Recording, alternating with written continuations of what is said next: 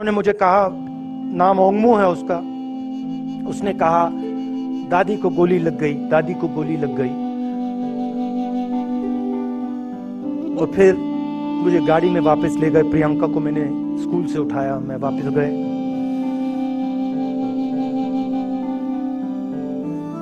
और फिर मैंने वो जगह देखी जहां मेरी दादी का खून था।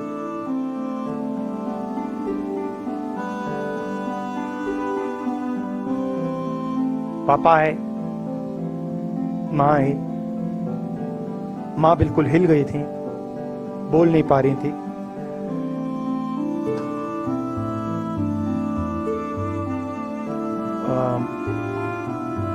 हाँ,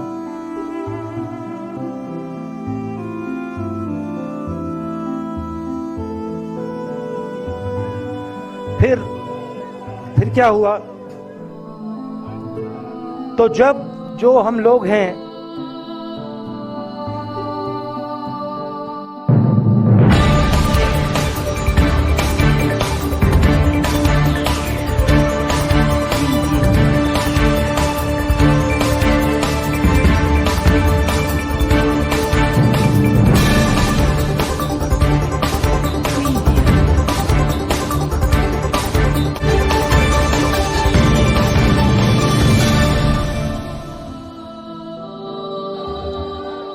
कांग्रेस पार्टी के वरिष्ठ नेता, विपक्षी दल के वरिष्ठ नेता, हमारे प्यारे कार्यकर्ता, भाइयों और बहनों, प्रेस के हमारे मित्रों, आप सबका यहां बहुत बहुत स्वागत।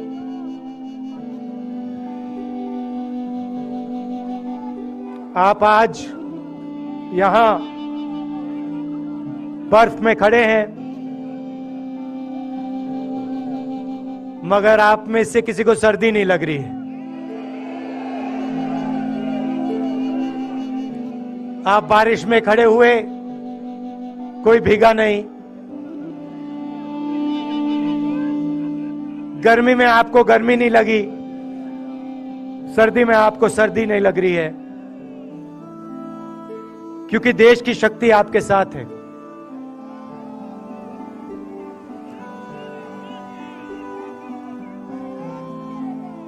प्रियंका की बात मैं सुन रहा था। प्रियंका ने कहा मेरे मैसेज के बारे में, प्रियंका ने कहा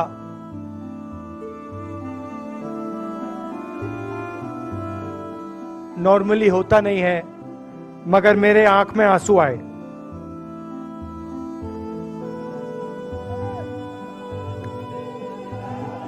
क्योंकि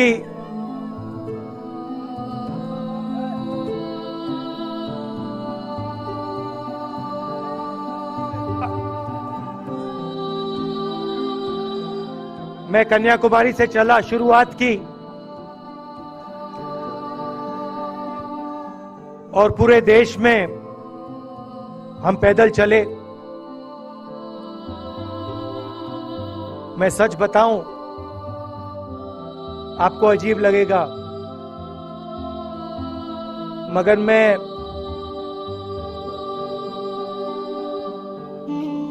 बहुत सालों के लिए हर रोज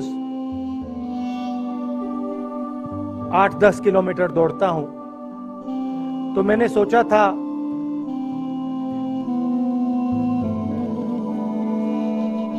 देश कन्याकुमारी से कश्मीर चलने में इतनी मुश्किल नहीं होगी। मेरे दिल में था कि आसान होगा, फिजिकली मेरे लिए ये मुश्किल काम, मैंने सोचा था मुश्किल काम नहीं होगा।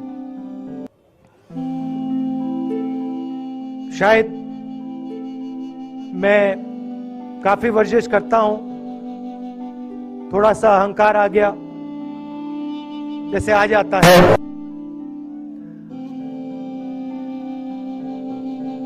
मगर फिर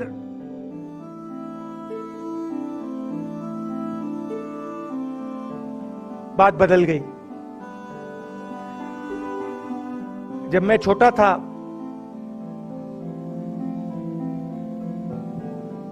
फुटबॉल खेलता था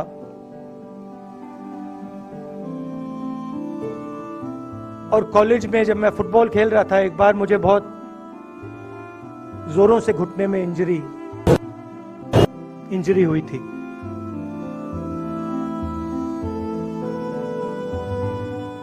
मैं उसको भूल गया था।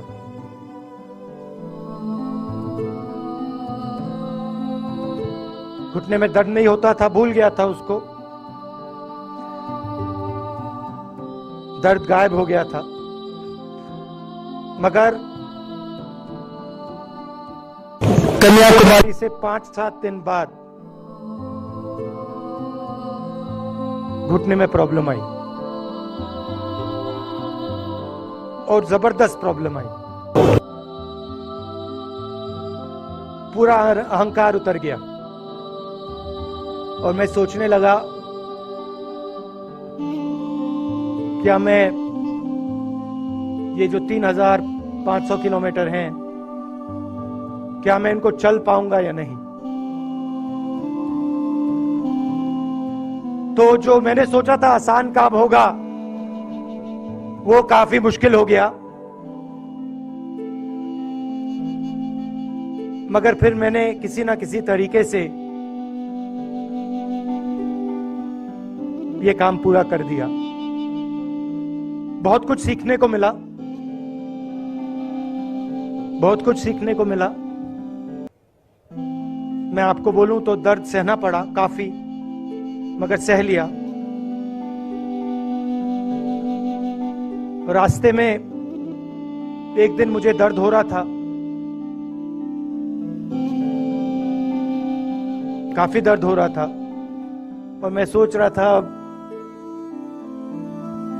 6-7 घंटे और चलने हैं। और उस दिन मुझे लग रहा था कि आज मुश्किल है। और एक छोटी सी बच्ची आई, दौड़ती हुई आई मेरे पास और मुझे कहती है कि मैंने तुम्हारे लिए कुछ लिखा है, मगर तुम अभी मत पढ़ो, इसको बाद में पढ़ना।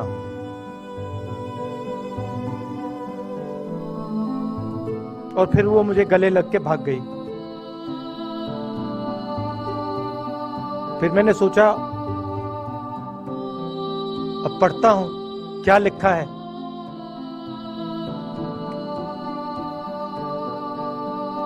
तो उसने लिखा था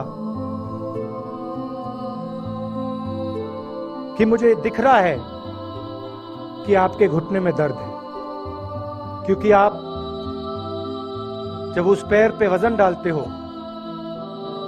तो आपके चेहरे पे दिखता है कि दर्द है।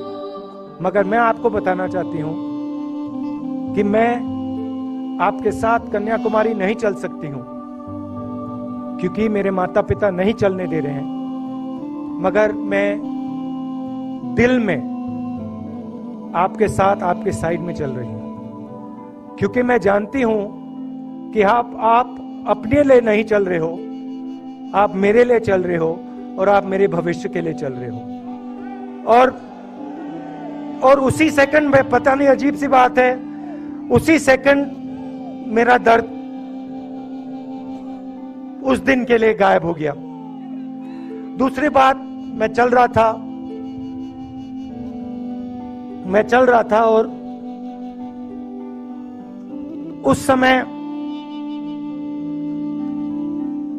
उसी समय वहां पे थोड़ी सर्दी बढ़ रही थी। सुबह का समय था और 4 बच्चे आए।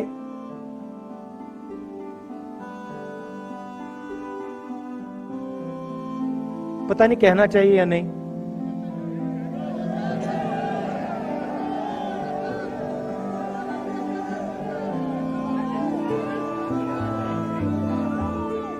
तो कह देता हूं, छोटे से बच्चे थे, भिखारी थे,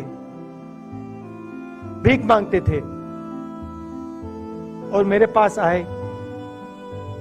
कपड़े नहीं थे। मैंने देखा शायद मजदूरी भी करते थे तो थोड़ी मट्टी थी उन पे। खैर मैं ये चीजें देखता नहीं हूं, तो मैं उनके साथ गले लगा, घुटनों पे गया, ऐसे उनको पकड़ा मैंने, क्योंकि मैं उनकी लेवल पे रहना चाहता था। और फिर नहीं, सुनिए, मैं ये बात कहना नहीं चाह रहा था मगर कह दूंगा। तो उनको ठंड लग रही थी, वो कांप रहे थे, शायद उनको खाना नहीं मिला था, छोटे बच्चे मजदूरी कर रहे थे।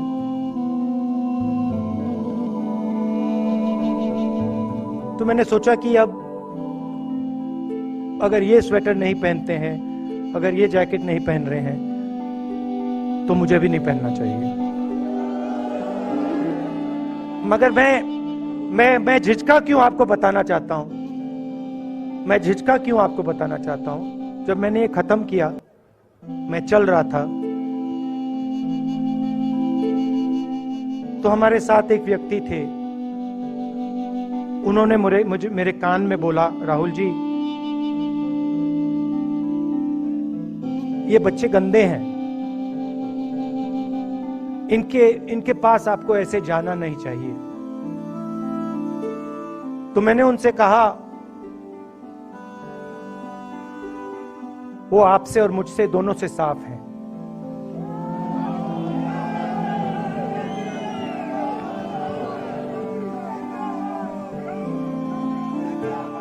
तो देश में कभी कभी यह विचारधारा दिखाई दे जाती है। दूसरी बात आपको बता देता हूं, शायद लोगों को अच्छी ना लगे। जब मैं चल रहा था, आपने देखा होगा कि बहुत सारी महिलाएं रो रही थी। आपने देखा? आपको मालूम है क्यों रो रही थी? नहीं, उसमें से बहुत सारी महिलाएं इमोशनल थी, मुझसे मिलकर रो रही थी। मगर उसमें बहुत सारी ऐसी भी महिलाएं थी जिन्होंने मुझे बोला कि उनके साथ बलात्कार हुआ है, उनको किसी ने मोलेस्ट किया है, उनके किसी रिश्तेदार ने उनको मोलेस्ट किया है। और जब मैं उनसे बोलता था, बहन मैं पुलिस को बताऊं, तो मुझे कहती थी, राहुल जी पुलिस को मत बताइए, हम चाहते हैं कि आपको यह बात मालूम हो, मगर पुलिस को मत बताइए, हमारा और भी नुकसान हो जाएगा। तो ये हमारी देश की सच्चाई है। ऐसी बहुत सारी और मैं कहानियां आपको बता सकता हूं।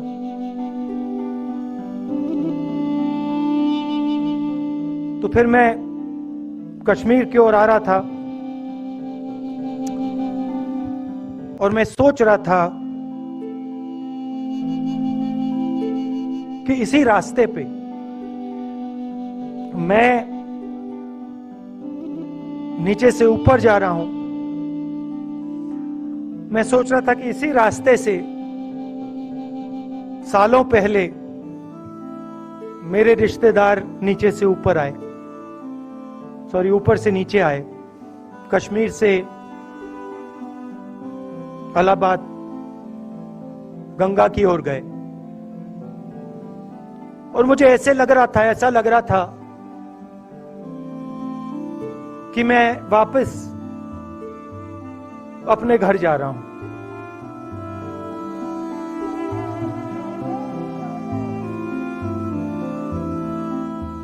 घर मेरे लिए, जब से मैं छोटा था, मैं सरकारी घरों में रहा हूं, मेरा अपना घर नहीं है। तो मेरे लिए घर, जिसको जो स्ट्रक्चर होता है, उसको मैंने कभी घर नहीं माना। वो मेरे लिए, मैं कहीं भी रह लूं, वो एक इमारत होती है, वो घर नहीं होता है। घर मेरे लिए एक सोच है, एक जीने का तरीका है, एक सोचने का तरीका है।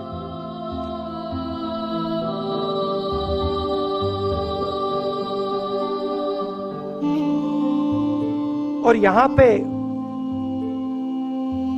जिस चीज को आप कश्मीरियत कहते हो उसको मैं अपना घर मानता हूं। अब ये कश्मीरियत है क्या? ये जो शिव जी की सोच है एक तरफ,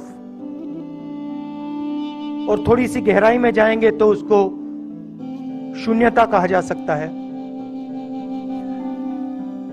अपने आप पर, अपने अहंकार पर, अपने विचारों पर आक्रमण करना, और दूसरी तरफ इस्लाम में जिसको शून्यता यहां कहा जाता है वहां फना कहा जाता है। सोच वही है। इस्लाम में फना का मतलब अपने ऊपर आक्रमण, अपनी सोच पर आक्रमण, जो हम अपना किला बना देते हैं कि मैं ये हूं, मेरे पास ये है, मेरे पास ये ज्ञान है, मेरे पास ये घर है, उसी किले पर आक्रमण करना, वही है शून्यता, वही है फना। और इस धरती पे ये दो जो विचारधाराएं हैं,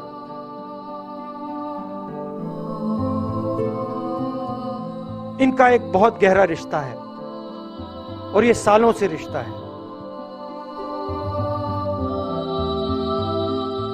जिसको हम कश्मीरियत कहते हैं। यही सोच बाकी स्टेट्स में भी है। गांधी जी वैष्णव जनतों की बात करते थे, जिसको हम यहां शून्यता, फना कहते हैं, उसको गुजरात में वैष्णव जनतो कहा जाता है। असम में शंकर देव जी ने भी यही बात कही। कर्नाटक से हमारे यहां जो लोग आए हैं वहां बसवा जी ने ये बात कही। केरल में नारायण गुरु ने ये बात की। महाराष्ट्र ने ज्योतिबा फुले जी ने ये बात की। और यहां इसको हम कश्मीरियत कहते हैं। लोगों को जोड़ना और दूसरों पर आक्रमण नहीं करना, अपने आप पर आक्रमण करना, अपनी कमी देखना।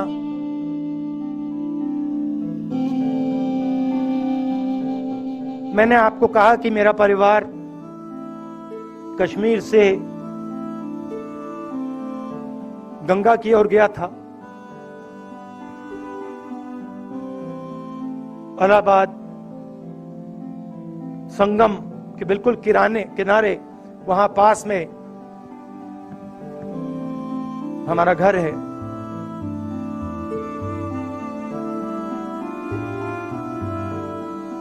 तो जब यहां से वो वहां गए, उन्होंने कश्मीरियत की जो सोच थी उसको गंगा में डाला था। गंगा में ले गए उस सोच को और उत्तर प्रदेश में उस सोच को फैलाया था, जिसको उत्तर प्रदेश में गंगा जमुना तहजीब कहा जाता है।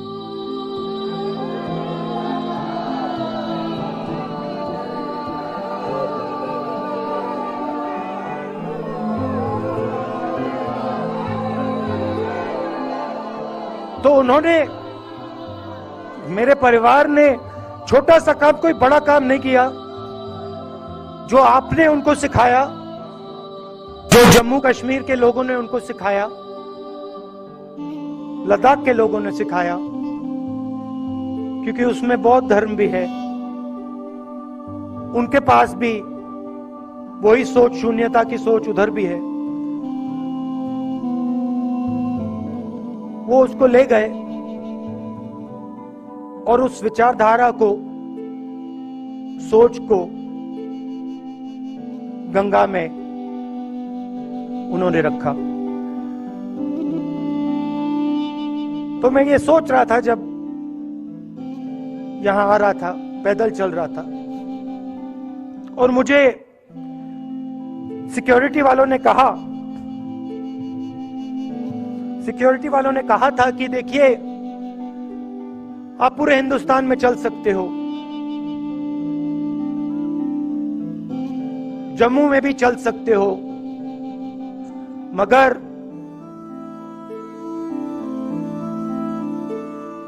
आखिरी जो 4 दिन हैं कश्मीर में आपको गाड़ी से जाना चाहिए।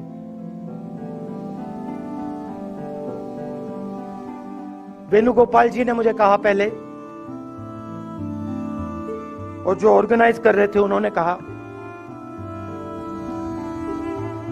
3-4 दिन पहले एडमिनिस्ट्रेशन ने कहा कि देखिए, शायद डराने के लिए, कि देखिए अगर आप पैदल चलेंगे तो आपके ऊपर ग्रेनेड फेंका जाएगा।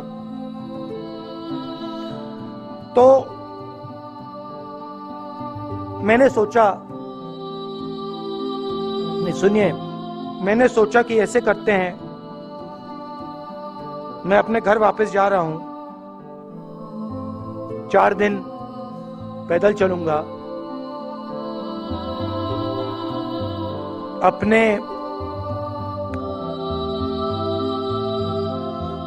घर के जो लोग हैं उनके बीच में चलूंगा। और मैंने सोचा कि जो मुझसे नफरत करते हैं उनको क्यों ना मैं एक मौका दूं कि मेरी सफेद शर्ट का रंग बदल दें, लाल कर दें।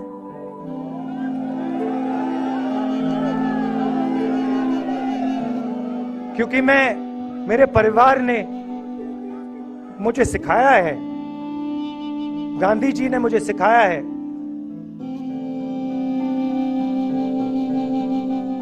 कि अगर जीना है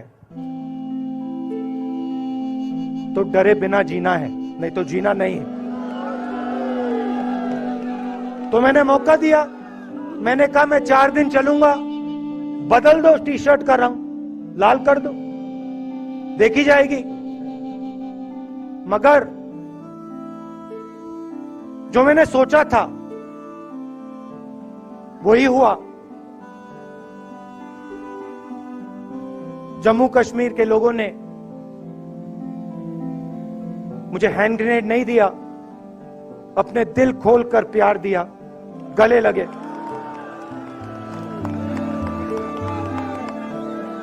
और मुझे बहुत खुशी हुई कि उन सब ने मुझे अपना माना, और प्यार से बच्चों ने, बुजुर्गों ने आंसुओं से मेरा यहां स्वागत किया। मैं अब जम्मू कश्मीर के लोगों से, और जो यहां हमारे सेना के लोग काम करते हैं, सीआरपीएफ के लोग काम करते हैं, उनको मैं कुछ कहना चाहता हूं। सबको, जम्मू कश्मीर के युवाओं को, बच्चों को, माताओं को, सबको, सीआरपीएफ के, बीएसएफ के, आर्मी के जवानों को, उनके परिवारों को, उनके बच्चों को मैं कहना चाहता हूं, देखिए, मैं हिंसा को समझता हूं, मैंने हिंसा सही है, देखी है।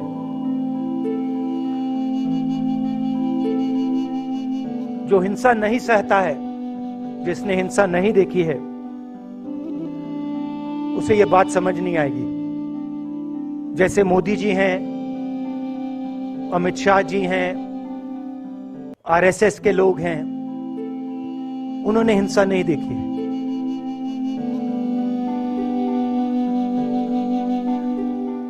डरते हैं, नहीं डरते हैं, देखिए डरते हैं। यहां पे हम 4 दिन पैदल चले, मैं आपको गारंटी देके कह सकता हूं कि बीजेपी का कोई नेता ऐसे नहीं चल सकता है। और इसलिए नहीं क्योंकि जम्मू कश्मीर के लोग उनको चलने नहीं देंगे, इसलिए क्योंकि वो डरते हैं। खैर, मैं अपने जम्मू कश्मीर के लोगों को, युवाओं को, बुजुर्गों को और आर्मी के लोगों को, सीआरपीएफ, बीएसएफ लोगों को थोड़ा सा बताना चाहता हूं। देखिए, मैं जब 14 साल का था, स्कूल में था, सुबह ज्योग्राफी की क्लास में था, मैं पढ़ रहा था, सामने बैठा था और मेरी एक टीचर आई, अंदर आई और उसने कहा, राहुल तुम्हें प्रिंसिपल बुला रहा है। मैं बदमाश था, बहुत बदमाश था जब छोटा था। बहन से पूछ सकते हो क्या क्या करता था मैं, अभी भी करता हूं।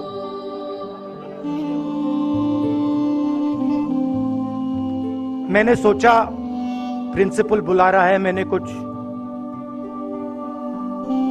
गलती की होगी, अब मार पिटेगी। वहां पे केनिंग होती थी, मैंने सोचा था अब केनिंग होगी मेरी। मगर जब मैं चल रहा था, जिस टीचर ने मुझे बुलाया,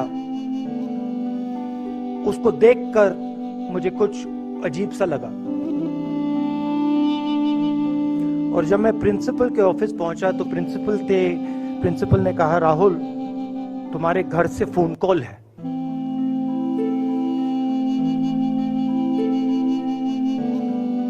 और जब मैंने उसके शब्द सुने, मुझे पता लग गया कुछ गलत हो गया है। मेरे पैर कांपे और मैंने जैसे फोन अपने कान पे लगाया तो मेरे माँ के साथ एक औरत काम करती है, वो चिल्ला रही थी, राहुल दादी को गोली मार दी, दादी को गोली मार दी, दादी को गोली मार दी। 14 साल का था।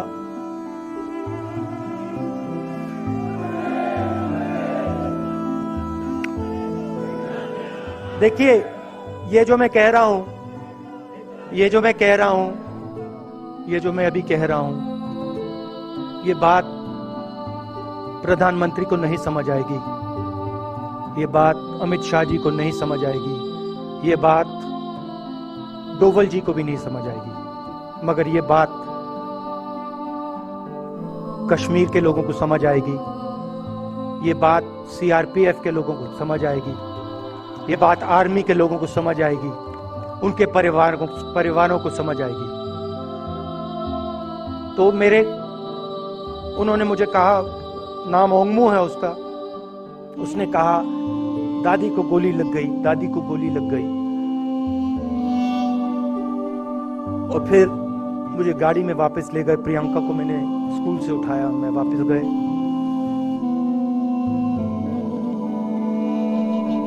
और फिर मैंने वो जगह देखी जहां मेरी दादी का खून था।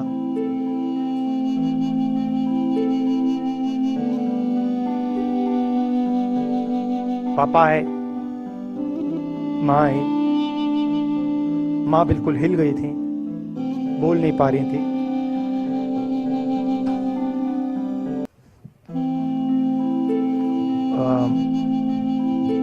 हाँ,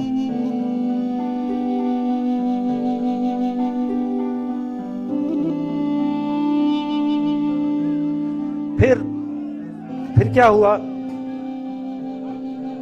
तो जो हम लोग हैं जिन्होंने हिंसा देखी है,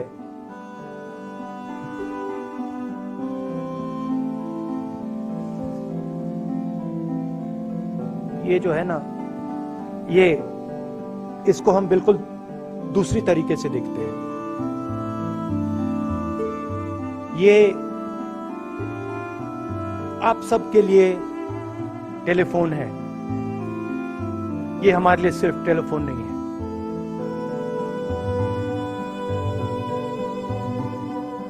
उसके बाद 6-7 साल बाद मैं अमेरिका में था और फिर से टेलीफोन आया। 21 में टेलीफोन आया। जैसे बहुत सारे, जैसे जो पुलवामा में हमारे सैनिक मरे थे, उनके घर टेलीफोन आया होगा। हजारों कश्मीरी लोगों के घर टेलीफोन आया होगा। सेना के परिवारों को टेलीफोन आया होगा। वैसा ही टेलीफोन आया। पिता के एक दोस्त थे, उन्होंने मुझे फोन किया और कहा, राहुल बुरी खबर है। मैंने उनसे कहा, मैं जानता हूं, पापा मर गए। कहते हैं हाँ। मैंने कहा धन्यवाद, फोन रख दिया। तो मेरा कहना है जो हिंसा करवाता है, जैसे मोदी जी हैं, अमित शाह जी हैं, अजीत डोवल जी हैं, आरएसएस के लोग हैं, वो इस बात को समझ नहीं सकते हैं।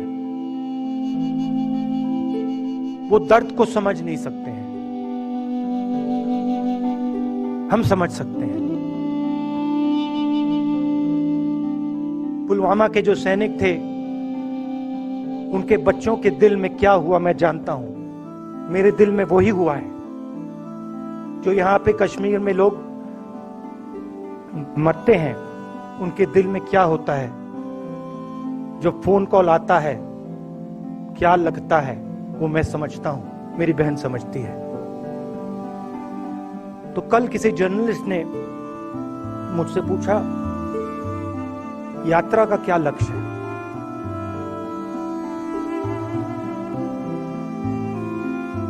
कहा कि यात्रा क्या अचीव करना चाहती है, जम्मू कश्मीर में क्या अचीव करना चाहती है।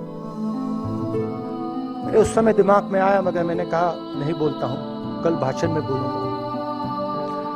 यात्रा का लक्ष्य है कि ये जो फोन कॉल हैं, चाहे ये आर्मी के हों, चाहे सीआरपीएफ के हों, चाहे ये कश्मीर के लोगों के हो, ये फोन कॉल बंद हो जाए।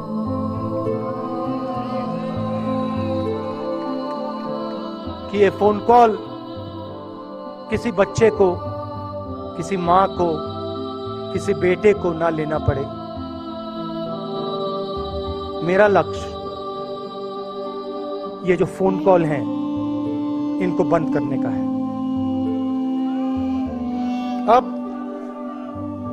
अब देखिए, बीजेपी आरएसएस के लोग आक्रमण किस चीज पे कर रहे हैं। मुझे गाली देते हैं,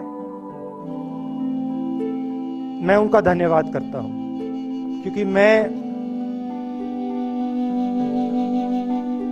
मैंने आपको शून्यता की बात की, शिव की बात की, उसको मैं समझता हूं।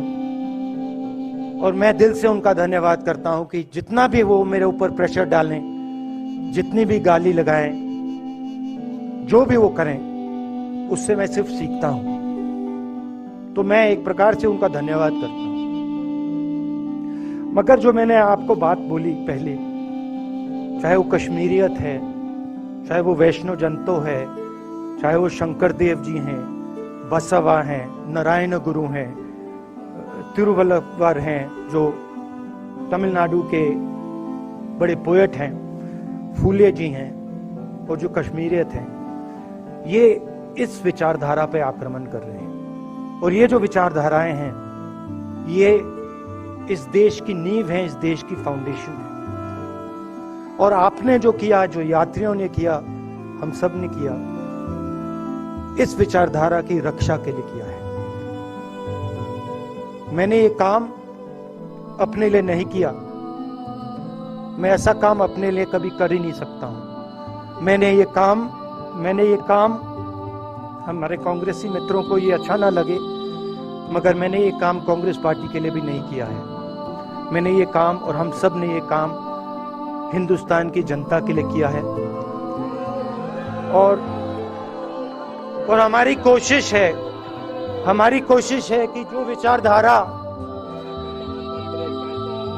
जो विचारधारा इस देश की नींव को तोड़ने की कोशिश कर रही है, जो विचारधारा इस देश की